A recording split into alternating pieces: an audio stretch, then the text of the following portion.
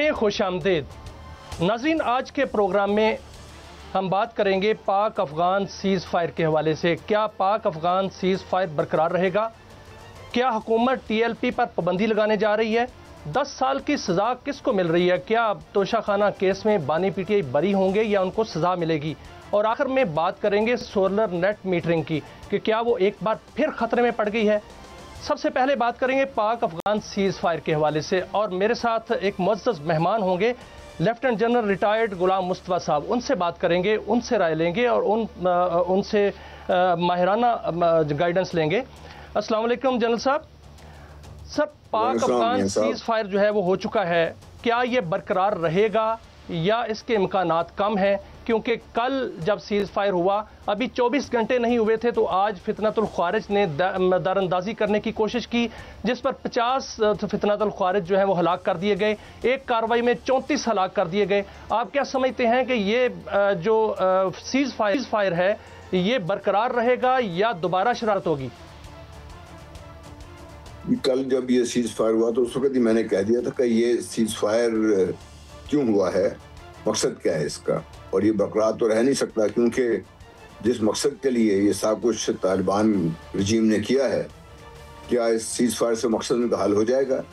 नहीं, क्योंकि वो जो कुछ कर रहे हैं और जो कुछ उनको जो बैक करने वाले हैं भारत है, और जिनको अमेरिका उनको 3-3.5 बिलियन डॉलर दे रहा है, उनको मोसाद वहाँ मौजूद है, क्या वो उनको छोड़ेंगे कि भाई आप रुक जाएं अभी और ना करें इसको? क्योंकि ये पाकिस्तान तो कोशिश करता रहा है, काफ़ी अरसे से इनके पीछे पड़ा हुआ है। जब से तालिबान रजीम आई है पाकिस्तान उस वक्त से इनके साथ लगा हुआ, क्योंकि खुद इन्होंने दोहा अकॉर्ड का जो पहला पॉइंट यही था कि अपनी सरजमीन को ये टेररिज्म के लिए इस्तेमाल नहीं होने देंगे, लेकिन उन्होंने उसको ना सिर्फ नज़रअंदाज किया बल्कि पाकिस्तान के ख़िलाफ़ बाकायदा जो एक प्रॉक्सी वॉर है उसका हिस्सा भी बने, और सो कॉल्ड तहरीक तालिबान पाकिस्तान को पूरी तरह सपोर्ट भी करते रहे और कर रहे हैं अभी भी इसमें।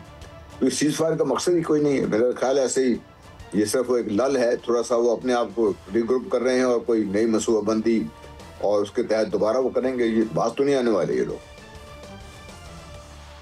बिल्कुल ठीक है सर, देखा जाएगा जब वो दोबारा शरारत करेंगे तो फिर पाक फौज मुंह तोड़ जवाब देगी। सर, एक इत्तला है, मैं आपके सामने रखूंगा, फिर इस पर जो है वो आपसे तबसरा लूंगा कि खबर यह है कि सऊदी अरब और कतर ने जो है सीज़ फायर में किरदार अदा किया है, और ये भी इतलात मिल रही हैं कि तालिबान रजीम ने सऊदी अरब और कतर से दरख्वास्त की थी कि हमारा सीज़ फायर कराया जाए, जिस पर कतर और सऊदी अरब ने उनको पाकिस्तान से दरख्वास्त की। पाकिस्तान ने कहा कि तालिबान रजीम जो है वो इस हवाले से बराह रास्त दरख्वास्त करे। फिर उन्होंने तालिबान रजीम ने दरख्वास्त की और मुल्ला हैबतुल्ला जो है उन्होंने सिराजुद्दीन हक्कानी को कहा, सिराजुद्दीन हक्कानी ने राब्ता किया और सीज़ फायर हो गया। कि आप क्या समझते हैं कि जो मुल्क इसमें इन्वॉल्व हैं इसमें सालसी में, और ये भी कहा जा रहा है कि कतर में एक बड़ा डेलीगेशन अफगानिस्तान की जानिब से भी पाकिस्तान की जानिब से भी बातचीत करेगा, दोहा एग्रीमेंट पर क्या बात होगी? क्या ये वहाँ पर गारंटी दी जाएगी कि पाकिस्तान में जो अफगानिस्तान से दहशतगर्दी जो है बंद हो जाएगी आइंदा से? मेरा साहब, हम भी क्या सादा लोग हैं, इस बातचीत का मकसद क्या होगा? बातचीत पहले नहीं की पाकिस्तान ने, कई मुआहदे हुए इनके साथ, कई दफ़ा बातचीत की इनसे, आप फिर बातचीत करके देख लें। आप वो सिर्फ देखिए इसको, अगर आप और नज़रिए से देखिए कि आप ईस्ट फ्रंट पे नज़र रखें, क्या हो रहा है वहाँ पे, वो क्या कर रहे हैं हम। क्योंकि ये कोई ऐसे नहीं उठ के उनको ख्वाब आया, उन्होंने पाकिस्तान में फायरिंग शुरू कर दी, पाकिस्तान से लड़ाई शुरू कर दी उन्होंने। ये एक बाकायदा एक मनसूबे के तहत सब कुछ हो रहा है ये, और बातचीत कर लें आप, इसके बाद देखिए क्या होगा ये। अगर ये बातचीत के जरिए, मैं समझता हूँ कि पाकिस्तान ने अपने दोस्तों के कहने पर ही कर तो दिया, और जिन्होंने भी पाकिस्तान से बात की और फिर ये तालिबान के रजीम के लोगों ने पाकिस्तान से बात की, वो ठीक है, सारा कुछ अच्छा किया पाकिस्तान ने, लेकिन इसके नताइज के बारे में नजर रखनी चाहिए। क्योंकि बातचीत उस वक्त मुनासिब है जब पाकिस्तान अपनी शराइत उनके सामने पहले रख दे कि ये शराइतें हमारी, इन शराइत के तहत बातचीत हम करेंगे और फिर बात आगे चलेगी। उन शराइत में ये बड़ा वाज़ेह होना चाहिए कि नंबर 1, ये जो आपकी ड्यूरेंट लाइन के ऊपर जो बात शोर में चाहते हैं, इस पर बात नहीं होगी, इंटरनेशनल बॉर्डर्स को तस्लीम करें, नंबर 1। नंबर 2, ये जो दहशतगर्दी के जो भी ठिकाने हैं उनको ख़त्म करें और दहशतगर्दों को ख़त्म करें और उनको अपने जेल में डालें, उनको जो भी सज़ा देना चाहते हैं दें उसके बाद। और ये सब जब पाकिस्तान की जब ये हो, और उनका ये नहीं कि सिर्फ वो बातचीत कर रही वो कहते जी हम कर देंगे, नहीं, बाकायदा इसका ऐलान हो, फिर पाकिस्तान आगे बात करे कि हाँ ठीक है। पाकिस्तान ने भी कुछ इकदाम उठाए हैं, ट्रेड उनका जो है उसके ऊपर विड्रॉ कर लिया पाकिस्तान ने, उसको गेट्स उनके बंद कर दिए हैं। उनको पता है पाकिस्तान क्या कर सकता है, लेकिन वो बात आने में नहीं है कि वो पाकिस्तान ने तो बारहा ये करके देख भी लिया। इससे पाकिस्तान ने बात भी की, पाकिस्तान ने उनको, मैं छोटी तारीख जाने की जरूरत नहीं है, लेकिन मैं जो चीज़ मुझे समझ हासिल हूँ, क्या हम इस बात को नहीं समझ रहे कि क्यों ये कर रहे हैं ये लोग, ये इसके मुहरकात क्या हैं, क्यों कर रहे हैं ये लोग सारा कुछ ये। और ईस्टर्न बॉर्डर पे जो आप इतलात सुन रहे हैं, जो बातचीत सुन रहे हैं, जो मैं कुछ वाइब्स आ रही हैं, वो भी तैयारी कर रहे हैं। क्या ये बातचीत के लिए वो टाइम हासिल करके जब मशरकी सरहदों पर भी हमारे जो भारत है, जिसको एक दफ़ा तो हमने भी धूल चटा दी है, लेकिन वो तैयारी तो कर रहा है अपनी। वो अगर वो दोनों इकट्ठे ये हो जाएं और पाकिस्तान के अंदर जिस तरीके से ये दहशतगर्दी कर रहे हैं और रोज़ के हिसाब से हमारे बच्चे अपनी जानी कुर्बानियाँ दे रहे हैं, तो क्या वो अगर वो भी एक साथ शुरू कर दें और ये दोनों जो फ्रंट्स हैं ये भी खुल जाएं, तो क्या करेंगे पाकिस्तान? तो पाकिस्तान को ये बड़ी चीज, ये बहुत बड़ा पॉइंट उठाया सर आपने कि क्या वो तैयारी कर रहे हैं या वो सीज फायर जो है वो मुस्तकिल है। ये बहुत बड़ा पॉइंट आपने उठाया है। मैं इस हवाले से आपसे मजीद जो है वो गाइडेंस चाहूंगा। इसको एक और पहलू से आपके सामने एक सवाल को रखूंगा। साथ में सर ये सवाल उठाऊंगा कि जो 11 अक्टूबर से लेकर 15 अक्टूबर तक पाकिस्तान पर हमले किए गए फितनतुल ख्वारिज की जानिब से, फितनतुल हिंदुस्तान की जानिब से और अफगान तालिबान रजीम की जानिब से, उस पर जो है पाकिस्तान ने मुंह तोड़ जवाब दिया। वहाँ जो अफगान बॉर्डर के पास जितने भी ठिकाने थे उसको तबाह कर दिया, बल्कि काबुल में और कंदहार में बरीक बीनी से उनके जो है वो ठिकानों को निशाना बनाया गया। सर कौन से हथियारों का इस्तेमाल किया गया होगा, क्योंकि वहाँ वो फासला काफ़ी दूर है, नंबर एक। नंबर दो, ये जो आपने बात की है कि एक टाइम तो गेन नहीं किया जा रहा, क्या सर ऐसा ही है? क्योंकि भारत इसके पीछे है, भारत ये चाह रहा है कि वहां पर अपनी फोर्सेस भी मुंतकिल करे, वहां पर अपने तैयारे भी मुंतकिल करे, वहां पर अपने ड्रोन्स भी मुंतकिल करे। अब मुझे ये बताइए ना मियां साहब कि ये सब कुछ भारत जो अफगान तालिबान अपनी सरजमीन को पाकिस्तान के खिलाफ इस्तेमाल होने दे रहे हैं, इसमें उनका अफगानिस्तान का क्या फायदा है? क्या पाकिस्तान को डिस्टेबलाइज करने से अफगानिस्तान को कुछ भला हो जाएगा? ये वो समझते हैं कि नहीं होगा इससे। तो जो उनके, देखिए हम जब तक इस चीज़ पे गौर नहीं करेंगे तो हमारी मनसूबाबंदी फिर मेरा ख्याल है उसमें नामुकम्मल होगी। हम श्योर जो हमारे फैसला साज हैं वो सारी बात मुझसे ज़्यादा बेहतर समझते हैं, लेकिन बात यह है कि भारत तो वहाँ पे बैठा हुआ है, अमेरिका उनको 3-3.5 बिलियन साल का दे रहा है उनको। मोसाद की मौजूदगी की इतलात आपको याद हो 2019 में जब पाकिस्तान पे बाकायदा भारत चढ़ दौड़ा था, पाकिस्तान इसका जवाब भी दिया था, तो बाद में फिर सो कॉल्ड ज़राए से इतला आई थी कि ये मसला सारा कुछ काबुल में बना है, कि उसमें तालिबान शामिल नहीं थे। अगर रॉ था, मोसाद था, CIA था, तो तालिबान कहाँ पर थे? उसको वो भी तो शामिल थे ना इसमें। तो मैं समझता हूँ कि हमें ये एक पूरे बैकग्राउंड को समझने के बाद ठीक है बातचीत करनी चाहिए। हमारे दोस्तों ने कहा है, हमारी बड़ी कदर करते हैं सबकी और हमें बातचीत करनी चाहिए। रूस और चीन ने भी हमें ये मशवरे दिए हैं, लेकिन तालिबान की गारंटी कौन देगा? मुझे ये बताइए ना, कौन गारंटी देगा इनकी और कैसे गारंटी मिलेगी ये इससे? यानी सर हमें होशियार रहना चाहिए कि एक नई जंग छिड़ सकती है, नई जंग के लिए वक्त दिया गया है। के पास अल्हम्दुलिल्लाह हर किस्म का हथियार मौजूद है। वो मतलब 20 गज से लेकर कहीं लंबी मार रखने वाले पाकिस्तान के हथियार हैं और प्रिसीशन से स्ट्राइक करने वाले हथियार हैं। पाकिस्तान के पास इंटेलिजेंस भी है। और पाकिस्तान ने, मैं ये देख रहा था कि हमारी एक बेटी ने बाकायदा जो फाइटर जेट गए थे जिन्होंने काबुल में बमबारी की है, ये प्रिसीशन स्ट्राइक की है, वो हमारी एक बेटी थी हमारी। और ये भी अल्हम्दुलिल्लाह पाकिस्तान को एजाज़ हासिल है, ये पाकिस्तान के बच्चों को एजाज़ हासिल है। तो हमने तो तोहफाना इस्तेमाल हुआ है पाकिस्तान की तरफ से, और तोहफाने में भी पाकिस्तान के पास अल्हम्दुलिल्लाह काफ़ी रेंज है इस वक्त। हमारे पास रॉकेट्स भी हैं, हमारे पास गाइडेड रॉकेट्स भी हैं। तो हर किस्म का हथियार तो पाकिस्तान के पास अल्हम्दुलिल्लाह मौजूद है, हमें महारत भी उसमें हासिल है। लेकिन सब कुछ हम इस्तेमाल करके अगर हम ये तो बहुत बड़ी खबर दी है जनरल साहब आपने कि जो काबुल पर स्ट्राइक की गई वो पाकिस्तान की बेटी थी, पायलट जो थी वो पाकिस्तान की बेटी थी, जिसने जाकर एक एक ठिकाने को निशाना बनाया और दहशतगर्दों को नेस्तो नाबूद किया। तो सर आप जो बात कर रहे हैं कि हो सकता है ये टाइम गेन किया जा रहा हो, तो फिर पाकिस्तान को दोनों सरहदों पर जो है वो होशियार रहना चाहिए। एक तरफ हिंदुस्तान जो साजिशी दुश्मन है, दूसरी जानब फितनातुल खारिज, फितनातुल हिंदुस्तान और तालिबान दुश्मन है। वहां पर दोनों में हमें जो है वो होशियार रहने की जरूरत है। जी बिल्कुल, यही तो मैं बार बार ये कह रहा हूँ कि ठीक है, बातचीत करें आप अपने गार्ड डाउन नहीं कर सकते, नंबर एक। नंबर दो, तालिबान से गारंटीज लेने का फायदा हमें कोई इसलिए नहीं होगा। तालिबान तो गारंटी किसको देंगे? कौन उनकी गारंटी देगा? हम सऊदी अरेबिया नहीं दे सकता, कतर नहीं दे। बात तो कर सकते हैं, हम उनसे अपनी सपोर्ट विड्रॉ कर सकते हैं, लेकिन इसके बाद क्या करेंगे? तालिबान तो बात आने वाले नहीं है। क्या हमारे पास ऐसे जराए हैं जो तालिबान को इस चीज मजबूर कर सकते हैं?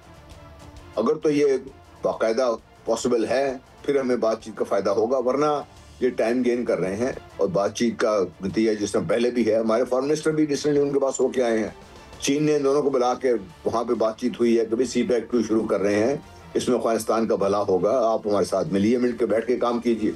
चीन की प्रेजेंस भी वहाँ पर है, और चीन ने, मेरा ख्याल है, इनके तालिबान रजीम के आने के बाद सबसे ज्यादा सपोर्ट तो चीन ने की थी इनको रिहेबिलिटेट करने के लिए, लेकिन ये किसी की बात सुनने को तैयार नहीं है। बिल्कुल जनरल साहब, आपने फरमाया है कि इनकी गारंटी कौन देगा। वाकईतन इनकी गारंटी कौन देगा, क्योंकि दोहा में जो एग्रीमेंट हुआ था उस पर अमल दरामद नहीं हो रहा, जिसमें यह कहा गया था कि अफगानिस्तान में एक वसीउल बुनियाद हुकूमत बनेगी जिसमें तमाम धड़े शामिल होंगे ताकि वहां पर अमन कायम हो सके। वो नहीं हो सका। दूसरा ये मैं सवाल करूंगा कि गोदी मीडिया के साथ जो है वो अब तालिबान भी मिल गए हैं। जिस तरह वो फेक न्यूज़ फैलाने के माहिर हैं, इसी तरह तालिबान भी फेक न्यूज़ फैला रहे हैं। तो दोनों का गठजोड़ है फेक न्यूज़ फैलाने में। इसमें खित्ते का अमन जो है और इस्तेहकाम जो है वो किस हद तक दांव पर लग सकता है? देखिए, दांव पर तो लगा हुआ है ना इस वक्त। इस खित्ते के जो सबसे अहम मुल्क बन गया है अल्हम्दुलिल्लाह पाकिस्तान, उसके गिर्द तो दुश्मन गिद्ध की तरह मंडला रहे हैं। तो अमन तो इस खित्ते का दांव पे लगा हुआ है। पहले भारत ने कोशिश करके देख ली, अल्हम्दुलिल्लाह पाकिस्तान ने बड़ी स्टैंड का मुजाहरा करके सीज फायर पर भी पाकिस्तान एग्री कर गया। हालांकि उस वक्त पाकिस्तान अगर चाहता तो भारत का और काफी ज्यादा नुकसान कर सकता था, लेकिन पाकिस्तान ने उससे एतराज किया। अब ये तालिबान को भी पाकिस्तान इससे कहीं ज्यादा नुकसान पहुंचा सकता था, लेकिन पाकिस्तान ने उस पर भी अपनी इस हद तक उनको प्रेशराइज किया है कि आप इंसान बने, खुदा का नाम लें, और जिस तरीके से आप हमें शरीयत की सबक देते रहते हैं, खुद भी सीखें इस चीज़ को। तो वो खुद इस बात पर अगर राजी हो तभी बात बनेगी। और गारंटीज की मैं फिर बात दोहराऊंगा कि भाई गारंटीज, हमें गारंटी चाहिए, और गारंटी आयरन क्लैड गारंटी से कहते हैं ना, जिसमें कोई लूप होल ना हो, क्योंकि उन्होंने जो दोहा कार्ड का पहला पॉइंट था उसको वायलेट किया हुआ है, तो फिर बाकी आप इन पर कैसे भरोसा करेंगे? बहुत शुक्रिया लेफ्टिनेंट जनरल गुलाम मुस्तफ़ा साहब, आप हमारे साथ मौजूद थे। आपने हमें बड़ी बड़ी खबरें दी और गाइड भी किया और बताया कि पाकिस्तान की बेटी ने वहां पर जाके जो हमले किए हैं, ये बहुत बड़ी खबर आपने दी। नाज़रीन, एक वक्फा है, वक्फे के बाद दोबारा हाजिर होंगे तो बात करेंगे कि क्या TLP पर पाबंदी लगने जा रही है। मेरे साथ रहिएगा, वक्फे के बाद दोबारा हाजिर होते हैं।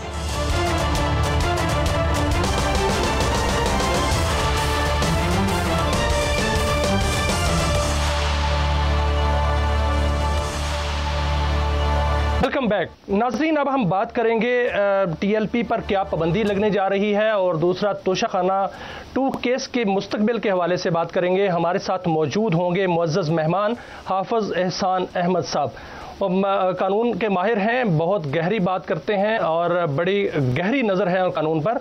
उनसे बात करते हैं। हाफ़िज़ साहब अस्सलाम वालेकुम। हाफ़िज़ साहब, खबर यह है कि जो TLP है उस पर पाबंदी के लिए पंजाब हुकूमत की तजवीज़ एक ज़ेर गौर है। क्या अगर पंजाब हुकूमत जो है इन पर पाबंदी की तजवीज़ वफाकी हुकूमत को भिजवाती है या फैसला करके भिजवाती है, तो एक सियासी जमात जिसने इलेक्शन में हिस्सा लिया हो उस पर पाबंदी लगाना बेहतर फैसला होगा? बिस्मिल्लाहिर्रहमानिर्रहीम।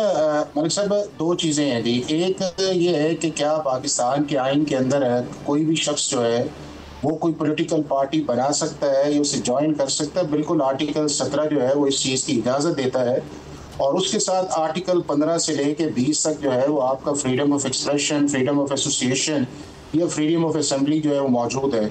अब आर्टिकल 17 जो है, जब आपको एज ए पॉलिटिकल पार्टी इजाज़त देता है कि आप बना सकते हैं, तो उसके बाद उसी आर्टिकल 17(2) के नीचे जो है वो पाकिस्तान की फेडरल गवर्नमेंट को ये इख्तियार देता है कि अगर कोई भी पॉलिटिकल पार्टी जो है वो against the interest of Pakistan या प्रेजुडिशियल इंटरेस्ट जो है या लॉ एंड ऑर्डर की सिचुएशन जो है, ये ऐसी सिचुएशन कर दी जाती है जो अगेंस्ट द कॉन्स्टिट्यूशन उसकी एक्टिविटीज़ आती हैं, चाहे फंडिंग के कॉन्टेक्स्ट के अंदर आए या वैसी एक्टिविटीज़ कॉन्टेक्स्ट के अंदर आए, तो वो एक डिक्लेरेशन जो है वो दे सकती है।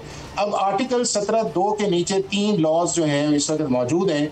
एक है आपका पॉलिटिकल पार्टीज ऑर्डर 2002 जो है, उसके अंदर आर्टिकल 15 और आर्टिकल 17 तक इस चीज़ को एड्रेस किया गया है कि अगर कोई पॉलिटिकल पार्टी ऐसी एक्टिविटी के अंदर इन्वॉल्व होती है जिससे जो है वो पाकिस्तान के इंटरेस्ट या रियासत के इंटरेस्ट जो है या ऐसी लॉ लेसनेस एक्टिविटी के अंदर आती है, तो उसका एक डिक्लेरेशन जो है वो सुप्रीम कोर्ट को भिजवाया जा सकता है। इसी तरह इलेक्शन एक्ट 2017 के अंदर सेक्शन 210 से लेके जो है 212-13 तक इस चीज़ को एड्रेस किया गया है, और इसी तरह एंटी टेररिज्म एक्ट का सेक्शन 11 है। अब उसके अंदर ये है कि फेडरल गवर्नमेंट की ये कॉम्पिटेंसी या प्रेरोगेटिव है कि वो किसी भी पॉलिटिकल पार्टी के अंदर जो है अगर वो समझती है कि वो against the interest of Pakistan है तो वो एक डिक्लेरेशन देगी, लेकिन वो डिक्लेरेशन फाइनल नहीं होगा, वो होगा subject to the decision of supreme court of Pakistan. और डिक्लेरेशन देने के 15 दिन के अंदर अंदर जो है वो फेडरल गवर्नमेंट एक रेफरेंस जो है वो सुप्रीम कोर्ट ऑफ पाकिस्तान में भिजवाएगी। तो पॉलिटिकल पार्टीज ऑर्डर 2002 के नीचे, इलेक्शन एक्ट के नीचे, पाकिस्तान के कॉन्स्टिट्यूशन के नीचे जो है वो अल्टीमेट अथॉरिटी इस चीज़ को जो है कि ऐसी पॉलिटिकल पार्टी जो इलेक्शन एक्ट के अंदर रजिस्टर्ड है उसको सवाए फेडरल गवर्नमेंट रिकमेंड अगर कर देती है, तो जितनी देर तक सुप्रीम कोर्ट ऑफ पाकिस्तान उसकी लीगल एंडोर्समेंट नहीं करती उसको जो है वो आप एज ए पॉलिटिकल पार्टी के तौर पे ख़त्म नहीं कर सकते। अब अगला सवाल ये है कि ऐसा कौन सा मटीरियल है कि जिसकी बुनियाद के ऊपर फेडरल गवर्नमेंट या प्रोविंशियल गवर्नमेंट ने जो TLP के बारे में बताया है, तो मेरा ये है कि आपको याद होगा कि 2022 के अंदर भी जब इस्लामाबाद के अंदर धरना आया था 21 में, तो उस वक्त भी जो था मिनिस्ट्री ऑफ इंटीरियर ने फॉर द टाइम बीइंग जो था वो TLP को सस्पेंड कर दिया था और उस यानी कि उनकी मेंबरशिप को, और उसके बाद एक नेगोशिएशंस आई और उस नेगोशिएशंस के अंदर जो है फिर उनकी जो पॉलिटिकल पार्टीज की स्टेटस था उसको रिस्टोर कर दिया गया। तो मैं ये समझता हूँ कि एज ए TLP इन्हें एक पॉलिटिकल मैच्योर जो है वो बिहेवियर आना चाहिए था, और जिस तरह अभी भी सिचुएशन बनी है कि जिसके अंदर अगर आप इंटरनेशनली देखा जाए कि एक ऐसा इशू जो था जिसको रिजॉल्व कर दिया गया, दुनिया के सारे ममालिक ने मिल के बैठ के, इवन जो आपके पैलेस्टाइन के थे, तो उसके बाद इस तरह की रैली निकालना या उसके बाद ये है कि इस तरह की चीज़ करना जो है, मेरा ख्याल ये है कि वो एज ए पॉलिटिकल पार्टी जो है वो सूट नहीं करता। अब वो सारा मटीरियल अगर पाकिस्तान की सुप्रीम कोर्ट के अंदर आता है, नंबर 1 ये है कि आपकी प्रोविंशियल गवर्नमेंट जो है वो रिकमेंड तो कर सकती है, लेकिन प्रोविंशियल गवर्नमेंट किसी भी पॉलिटिकल पार्टी को बैन नहीं कर सकती। हाँ, ऐसे ग्रुप्स जो है या ऑर्गेनाइजेशन ग्रुप्स जो है जो इलेक्शन एक्ट के अंदर रजिस्टर्ड नहीं है, उनके लिए सुप्रीम कोर्ट ऑफ पाकिस्तान का डिक्लेरेशन होना जरूरी नहीं है। उसको प्रोविंशियल गवर्नमेंट या फेडरल गवर्नमेंट जो है किसी भी नोटिफिकेशन के लिए कर सकते हैं, जिस तरह बहुत सारी ऑर्गेनाइजेशन थी। बिल्कुल ठीक है हाफिज साहब, ये अभी तजवीज़ है, देखते हैं कि हुकूमत इस पर क्या फैसला करती है कि TLP पर पाबंदी लगानी है या नहीं लगानी। अभी पंजाब हुकूमत ने फैसला करना है। सर, एक मुकदमा जो कि बहुत तकरीबन मुकम्मल हो चुका है, तोशाखाना 2 जो केस है, इस हवाले से फैसला आने वाले दिनों में आएगा। आप क्या समझते हैं कि बानी PTI इस मुकदमे से बरी हो जाएंगे, बाइज्जत बरी हो जाएंगे या उनको सजा हो जाएगी? देखिए, इस केस के अंदर देखा जाए तो एक ऐसी चीज़ सामने आई है कि जिसके अंदर अंडर वैल्यूएशन जो है वो आई है, और उस अंडर वैल्यूएशन के अंदर जो 3 मेजर लोग इसके अंदर एज ए विटनेसेस के तौर पे आए हैं, एक फॉर्मर प्राइम मिनिस्टर के सेक्रेटरी हैं, एक वो कस्टम ऑपरेटर है जिन्होंने इसको एवेल्यूएट किया है, और तीसरे जो है वो प्राइम मिनिस्टर के मिलिट्री सेक्रेटरी हैं। तो उन तीनों की अगर स्टेटमेंट देखा जाए तो उसके अंदर ये आया है कि इस सारे प्रोसेस के अंदर मैन्यूवरिंग आई है और इस प्रोसेस के अंदर अंडर वैल्यूएशन आई है। अब ये है कि इसमें कोई दो राय नहीं है कि पाकिस्तान का जो गवर्नेंस का सिस्टम ऐसा है कि जिसके अंदर टॉप लेवल के शख्स के लिए, खुशनुदी के लिए जो है इस तरह की चीज़ें की जाती हैं और अंडर वैल्यूएशन आती है। और इस केस में भी आप ये देखें कि जो 70-80 मिलियन जो है वो इसकी वर्थ जो है वो मार्केट के अंदर है और उसको तकरीबन 5.8 या 5.9 मिलियन जो है उस पर करवाया, यानी कि एक है। लेकिन जो दूसरा इंपॉर्टेंट इसके अंदर ये है कि तकरीबन 108 गिफ्ट जो थे वो फॉर्मर प्राइम मिनिस्टर की तरफ आए थे, जो मुख्तलिफ विजिट्स में आए, और बहुत सारे ऐसे गिफ्ट्स हैं जो प्राइम मिनिस्टर ने रखे।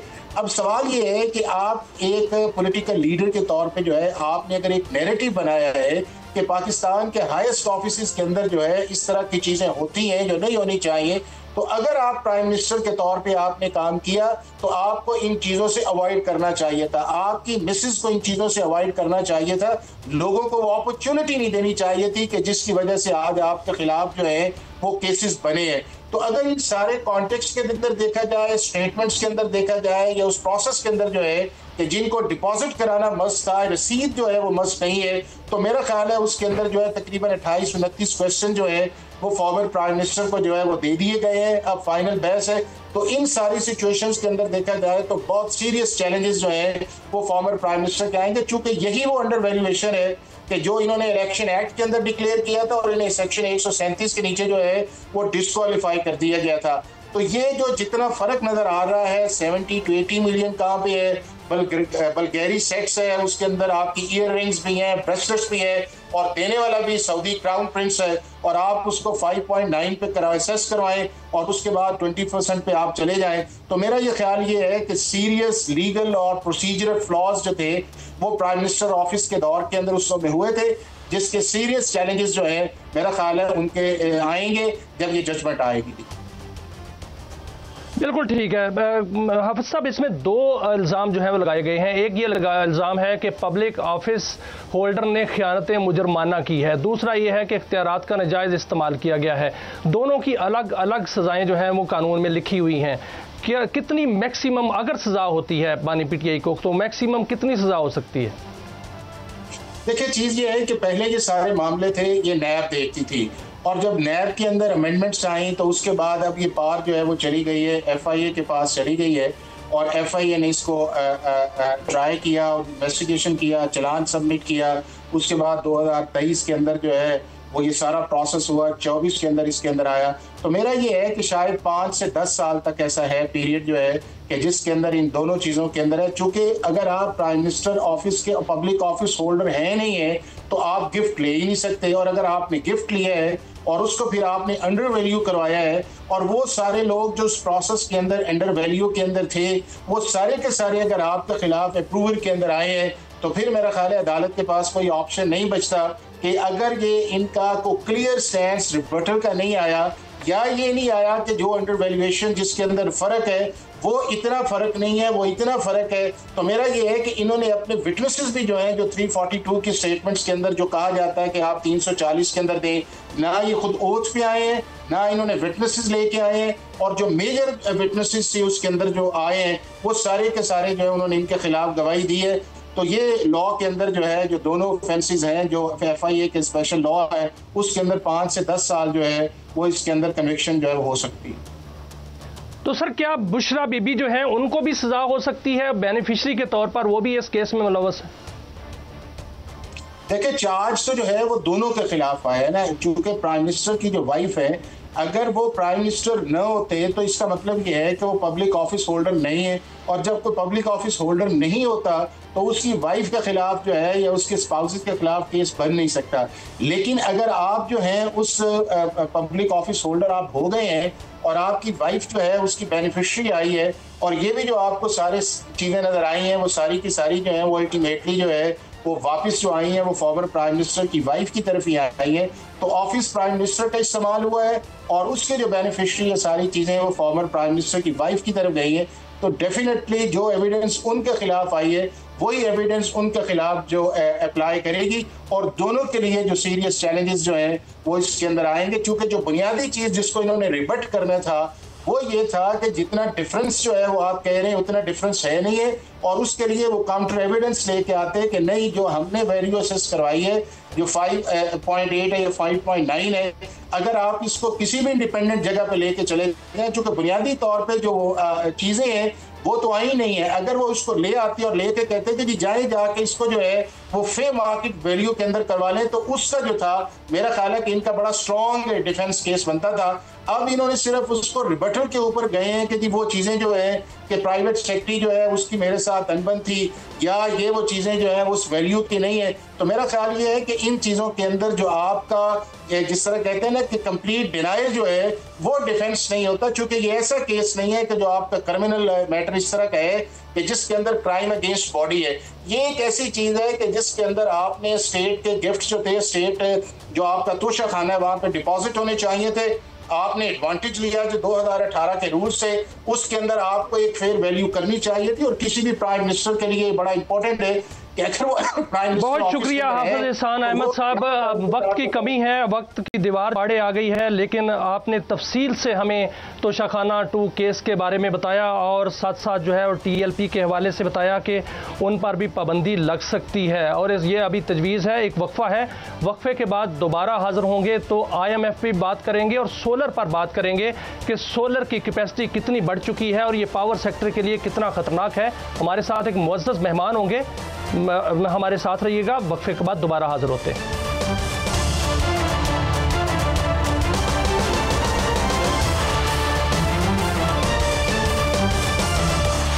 वेलकम बैक नाज़रीन। अब हम बात करेंगे IMF के मुआहदे के हवाले से और सोलर नेट मीटरिंग के हवाले से। और एक आज खबर आई है, बहुत बड़ी खबर आई है कि तिजारती इदादोशुमार में $6 अरब का फ़र्क आया है और इस हवाले से हुकूमत भी परेशान है, IMF भी तशवीश में मुब्तला है। इस हवाले से बात करने के लिए मेरे साथ मुअज़्ज़ज़ मेहमान हैं महताब हैदर साहब, सीनियर सहाफ़ी हैं और मईशत पर गहरी नज़र है इनकी, उनसे बात करते हैं। अस्सलाम वालेकुम महताब साहब। सर, IMF के साथ स्टाफ लेवल का एग्रीमेंट तो हो गया, क्या बोर्ड मीटिंग कब तक होगी और ये $1.2 अरब की किस्त कब तक मिलने का इम्कान है? जी बिस्मिल्लाहिर्रहमानिर्रहीम। देखिए, बुनियादी तौर पर पाकिस्तान और IMF के दरमियान एक्सटेंडेड फंड फैसिलिटी के तहत जो सेकंड रिव्यू और थर्ड ट्रांच के लिए स्टाफ लेवल एग्रीमेंट हो चुका है। इसके लिए आपको पता है कि IMF की टीम लास्ट मंथ 25 सितंबर से लेके 8 अक्टूबर तक पाकिस्तान के अंदर रही और उसके बाद वो वाशिंगटन वापस चले गए। उस टाइम तक पाकिस्तान और IMF के दरमियान ये एग्रीमेंट नहीं हो सका था। अभी IMF और वर्ल्ड बैंक की एक एनुअल मीटिंग वाशिंगटन में जारी है, तो फाइनेंस मिनिस्टर एक हाई पावर डेलीगेशन के साथ, जिसमें governor state bank of Pakistan और सेक्रेटरी फाइनेंस समेत लोग मौजूद हैं, उन्होंने वहाँ पे जाके IMF के जो मिडिल ईस्ट के डायरेक्टर हैं जाद अजूर, उनके साथ मीटिंग की। तो उसके बाद पाकिस्तान और IMF के दरमियान ये स्टाफ लेवल एग्रीमेंट जो है वो हो चुका है। अब जहाँ तक आपका सवाल है कि ये कब तक एग्जीक्यूटिव बोर्ड इसकी अप्रूवल देगा, तो इसका प्रोसेस ये है कि 4 to 6 वीक्स के अंदर ये रिपोर्ट जो है वो IMF के सामने पेश की जाएगी। इसमें चंद प्रायर एक्शन होंगे। हुकूमत पाकिस्तान जब उन प्रायर एक्शंस पे अमल दरामद कर लेगी या कमिटमेंट करेगी इन राइटिंग में, जिस पे फाइनेंस मिनिस्टर और गवर्नर स्टेट बैंक के दस्तखत होंगे, तो उसके बाद ये रिक्वेस्ट जो है वो IMF के बोर्ड के सामने रखी जाएगी और $1.2 बिलियन, जिसमें $1 बिलियन जो है EFF के हैं और $200 मिलियन जो हैं वो जो RSF जो क्लाइमेट फाइनेंस है उसके तहत जो है वो पाकिस्तान को रिलीज कर दिए जाएंगे। तो मेहताब साहब, ये मिड नवंबर तक उम्मीद है कि मिड नवंबर तक जो है वो पाकिस्तान को $1.2 बिलियन मिल जाएंगे? बाय एंड ऑफ नवंबर जो है ना जी, इसकी एक्सपेक्टेड जो है वो डेट है। चूँकि IMF का एग्जीक्यूटिव बोर्ड का अपना एक कैलेंडर होता है, तो किसी भी मुल्क के साथ जब SLA साइन हो जाता है, स्टाफ लेवल एग्रीमेंट, वो फिर 4 to 6 वीक्स के अंदर जो है वो IMF के बोर्ड के सामने लेकर जाते हैं। तो उम्मीद ये है कि बाय एंड ऑफ नवंबर ये किस्त जो है वो पाकिस्तान को मिल जाएगी। मेहताब साहब, आज आपकी एक बड़ी खबर जो है वो जंग अखबार पे भी छपी है, जिसमें आपने खबर दी है कि तिजारती इदादोशुमार $6 अरब का वक्फ फ़र्क जो है वो उसमें निकला है, जिससे हुकूमत भी परेशान है और IMF भी तशवीश का इजहार कर रही है, वो भी तशवीश में मुब्तला है। क्या ये प्रोसीजरल गलतियां हैं या जानबूझ के ऐसा किया जाता है? ये है क्या, कौन सा फ़र्क है ये?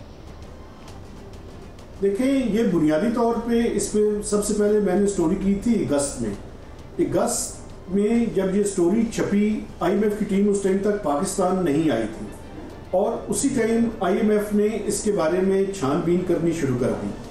अब मैं पाकिस्तानी अथॉरिटीज़ के मुतालिक बात करना चाहता हूँ कि देखें, अगस्त में मेरी स्टोरी दी न्यूज़ और जंग अखबार में ये छपी कि ये जो ट्रेड डेटा है इसके अंदर मेजर डिस्क्रिपेंसी जो है वो नज़र आ रही है।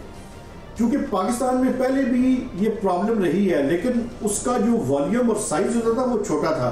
2-3 बिलियन डॉलर्स का 2 बिलियन डॉलर्स के लगभग ये गैप आता था। लेकिन प्रॉब्लम ये है कि ये बढ़कर अब 6 बिलियन डॉलर्स का सिर्फ एक फाइनेंशियल ईयर के दौरान है।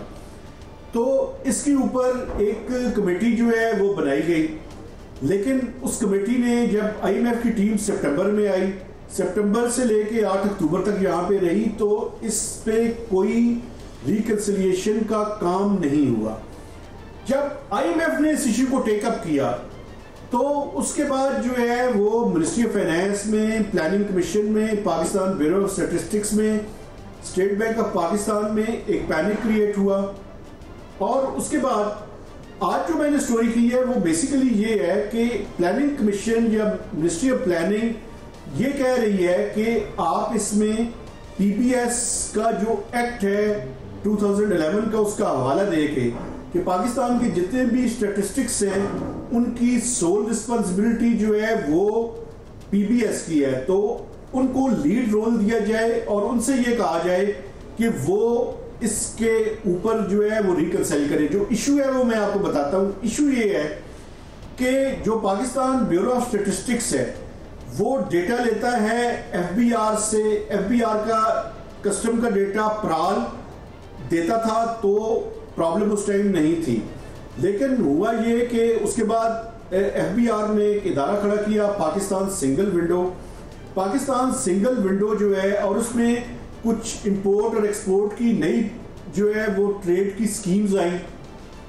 तो जो ट्रेडिशनल डेटा जो GDs की बुनियाद पे PBS को दिया जा रहा था वो तो अभी भी दिया जा रहा है, लेकिन वो जो ट्रेडिशनल कन्वेंशनल वो जो डेटा की वो जो रिपोर्टिंग लाइन है उसमें पाकिस्तान सिंगल विंडो जो है वो भी आके खड़ा हो गया। तो बुनियादी तौर पे उसका इशू है कि वो रिकंसिलिएशन नहीं हो रही। दूसरा जो इशू है वो ये है कि स्टेट बैंक ऑफ पाकिस्तान के साथ, क्योंकि स्टेट बैंक ऑफ पाकिस्तान जो एक्चुअल LCs की बुनियाद पे और जो ट्रांजैक्शंस फाइनेंशियल होती है उसकी बुनियाद पे वो डेटा उनके पास होता है, तो वो थोड़ा सा फर्क होता था।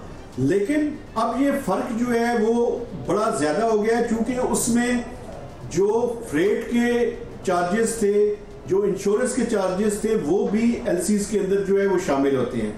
लेकिन प्रॉब्लम एक और भी है। वो प्रॉब्लम ये है कि आपको पता है कि पाकिस्तान में अंडर इनवाइसिंग और ओवर इनवाइसिंग भी एक इशू है। तो इसकी मौजूदगी में IMF की तरफ से ये बात सामने आई कि आप इसकी जो डिस्क्रिपेंसी है उसको हल करें। अब ये पाकिस्तानी अथॉरिटीज की जिम्मेदारी है कि वो इसके हल निकाल कर IMF के सामने भी रखें और जो वर्ल्ड ट्रेड ऑर्गेनाइजेशन है उनके सामने भी रखें। क्योंकि अगर आप पिछले सालों के डेटा को ये लेंगे 3, 4, 5 साल के, तो ये फिगर बहुत बड़ा हो जाता है और ये पाकिस्तान का जो ट्रेड का डेटा है उसके ऊपर सवालिया निशानात खड़े होते हैं। तो इसलिए बड़ा जरूरी है। बिल्कुल महताब साहब, इसमें सवालिया निशान है, इस पर मैं मज़ीद गाइडेंस लेता हूं कि इसका मकसद क्या है। क्या इसका मकसद कोई ख़ास मकसद है? इसमें जो फ़र्क आता है सदादोशुमार का, ये क्यों किया जाता है, इस पर मैं आपसे गाइडेंस लेता हूं। एक बहुत बड़ा इशू है जो सार्फिन और नाजरीन जो हैं वो सुनना चाहते हैं, वो इसको बार बार जो है वो ये इशू सामने आता है, वो सोलर नेट मीटरिंग का है।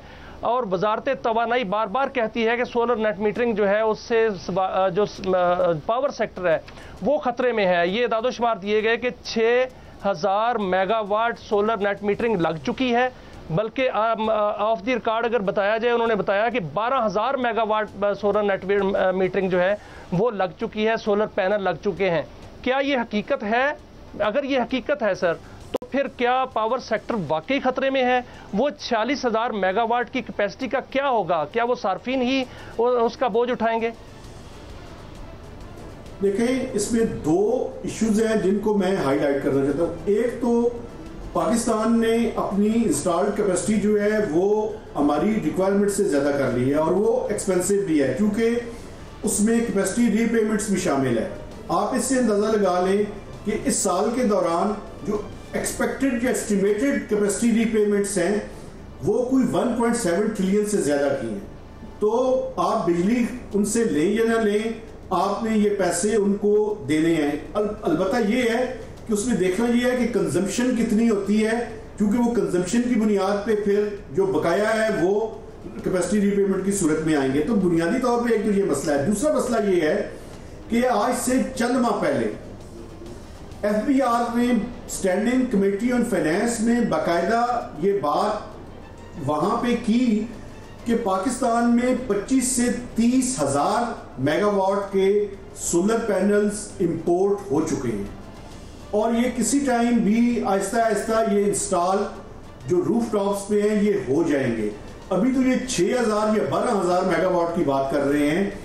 आइंदा चलकर जिनकी जो इंस्टॉलेशन है वो बड़ी तेजी के साथ बढ़ सकती है। उसकी वजह ये है कि पाकिस्तान का कंज्यूमर ये सोच रहा है कि आपकी जो इनएफिशिएंसी है, आपकी जो लीकेज है, आपने जो कैपेसिटी ज्यादा इंस्टॉल कर ली है उसकी सजा आप आम कंज्यूमर को क्यों दे रहे हैं। तो जो नेट मीटरिंग है उसके ऊपर मुख्तलिफ प्रपोजल ये बार बार देते हैं, उसके बारे में ये बात करते हैं। तो पाकिस्तान के कंज्यूमर के पास क्या बचा है?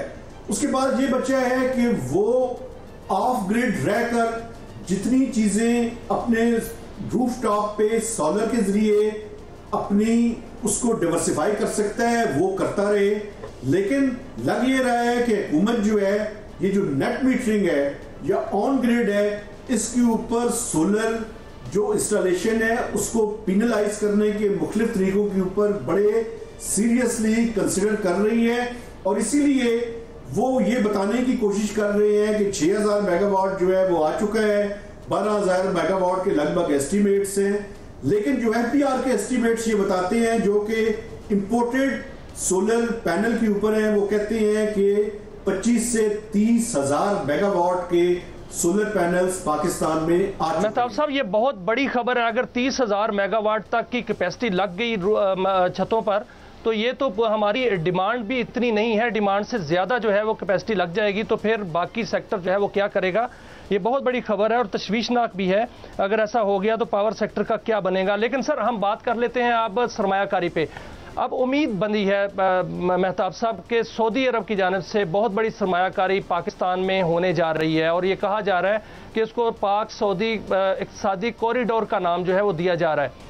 कि आप क्या समझते हैं कि जो इक़्तिसादी मुज़ाकरात हुए हैं शहजादा मोहम्मद बिन सलमान के पाकिस्तान दौरा से पहले जो एग्रीमेंट्स तैयार किए जाएंगे, कितनी बड़ी सरमायाकारी का वॉल्यूम जो है वो आने का इम्कान है? देखिए, स्पेशल इन्वेस्टमेंट फैसिलिटेशन काउंसिल इसके ऊपर काम कर रही है। अभी आपने देखा कि रिसेंटली पाकिस्तानी मिनिस्टर्स वहां पे गए, फिर सऊदी डेलीगेशन जो है उसने पाकिस्तान का भी विजिट किया। मसला ये है पाकिस्तान में कि हमने एक इनेबलिंग एनवायरनमेंट जो है वो क्रिएट करना है ताकि ये जो उनकी इन्वेस्टमेंट है रेकोडेक के अंदर स्टेक्स की बात भी हो रही है और उसके अलावा भी मुख्तलिफ सेक्टर्स के अंदर जिसमें IT का शोबा है, एग्रीकल्चर सेक्टर है, बाकी पाकिस्तान में पोटेंशियल तो बहुत ज्यादा है। लेकिन जरूरत इस बात की है कि हम ये जो MOUs हैं उनको कन्वर्ट करें फिजिबल प्रोजेक्ट्स के अंदर और इसके लिए जो SIFC है उसका बड़ा इंपॉर्टेंट रोल है, क्योंकि वन विंडो सोल्यूशन ही मैं समझता हूं कि पाकिस्तान में ये जो इन्वेस्टमेंट का पोटेंशियल है उसको मटेरियलाइज जो है वो कर सकता है। कितने अरब डॉलर की इन्वेस्टमेंट आ सकती है सऊदी अरब से? ये भी कहा जा रहा है कि जर्मनी जो है वो पाकिस्तान में बहुत बड़ी फैक्ट्री लगाने जा रहा है। वज़ीर आज़म का दौरा रूस भी होने जा रहा है, वहाँ पर हमारे वज़ीर पेट्रोलियम भी वहाँ पर मौजूद हैं। तो पाकिस्तान के अंदर जो अमेरिका है वो भी सरमायाकारी करना चाह रहा है। आप मुस्तकबिल कैसा देख रहे हैं सरमायाकारी का पाकिस्तान में? देखिए, मैक्रो इकोनॉमिक स्टेबिलिटी जो है वो पाकिस्तान में आ गई है। आप ये देखें कि IMF के प्रोग्राम के अक्सर लोग क्रिटिसाइज करते हैं कि उसके क्या डिविडेंड्स हैं। आज डिविडेंड्स ये हैं कि पाकिस्तान में कोई भी डिफॉल्ट की बात नहीं कर रहा।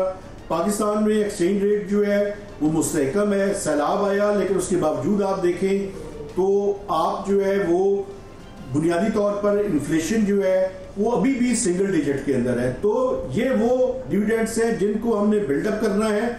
और इन्वेस्टमेंट जो है, देखें पाकिस्तान की ख्वाहिश तो है कि हम अपनी इन्वेस्टमेंट को ज्यादा करें, लेकिन जो पाकिस्तान में पिछले चंद सालों के दौरान आप देखें तो 1 से 2 बिलियन डॉलर्स के दरमियान जो है वो फॉरेन डायरेक्ट इन्वेस्टमेंट रही है। सिवाय मुशर्रफ साहब के दौर में कि मुशर्रफ साहब के ज़माने में ये इन्वेस्टमेंट 5 to 7 बिलियन डॉलर्स तक पहुंची थी। आज दोबारा से वो इनेबलिंग इन्वायरमेंट क्रिएट किया जा सकता है। और SIFC का रोल मैं इसीलिए कह रहा हूं कि बड़ा इंपॉर्टेंट है कि अब एक वन विंडो सोल्यूशन के जरिए हम इसको कम से come on average 5 to 10 billion dollars तक अगर अपनी इन्वेस्टमेंट को ले जाएं तो पाकिस्तान जो है वो सस्टेन्ड बेसिस पे अपनी ग्रोथ को भी हासिल कर सकता है। और ग्रोथ का मतलब क्या है? ग्रोथ का मतलब ये है कि लोगों के लिए रोजगार के मौके पैदा हो और पाकिस्तान में जो गरीब आदमी है उसकी गुर्बत में कमी वाक़ हो। ये उस टाइम तक नहीं हो सकता जब तक पाकिस्तान में इन्वेस्टमेंट और सेविंग्स जो है उनकी बढ़ोतरी नहीं हो जाती। बहुत शुक्रिया मेहताब हैदर साहब, आप साथ थे, हमें गाइड किया, बड़ी बड़ी खबरें दी और बताया कि पाकिस्तान में कितनी सरमायाकारी हो रही है, कौन कौन सा मुल्क कितनी सरमायाकारी करेगा। इस हवाले से हमें गाइड किया। आपका बहुत शुक्रिया, आपने कीमती वक्त दिया। नाजरीन, ये था आज का शो। अपना ख्याल रखिएगा। अल्लाह हाफिज़।